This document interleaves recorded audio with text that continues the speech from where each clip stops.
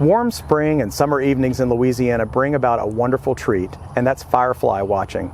But in recent decades, there doesn't seem to be as many fireflies, especially in certain places like urban areas. So I'm here with Dr. Aaron Ashbrook, extension entomologist, to figure out exactly why we might be seeing a population decline. And Aaron, let me just ask, why should we care about fireflies other than an entertainment value? The presence of fireflies indicates that there is a good and balanced habitat nearby. Also, the adults are pollinators for some species. So they're kind of an indicator species, is what you're saying, right? About the overall health of the ecosystem? That is correct. And when we're not seeing fireflies, that would indicate that there could be some issues that might need to be corrected. So what kind of habitats are actually important for fireflies? So there are a lot of different firefly species, and they do prefer different areas. The larvae do like semi-aquatic environments such as leaf litter, as well as wet, rotten logs. But also you can find adults in fields like this, as well as forested areas.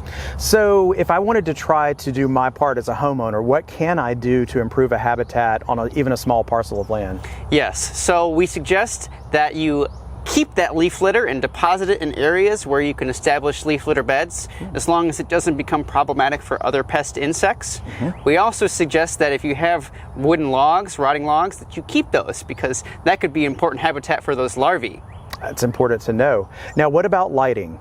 So light pollution, essentially the excess light that is interfering with insects' ability to recognize signals, interferes with fireflies' ability to lure in mates. Those flashing signals is what they use, and any excess light can impact their ability to successfully reproduce. So what can we do about that? So what we suggest is either changing the light spectrum to either an amber or an orange type coloration, or you could use timers on those lights or a sensor so that those lights aren't on all the time. Well, those are some really fascinating strategies, and I hope people are able to implement them, and maybe we'll see more fireflies in our environment in the future. Thanks for being here. For Get It Growing, I'm Jason Stagg along with Dr. Aaron Ashbrook for the LSU AgCenter.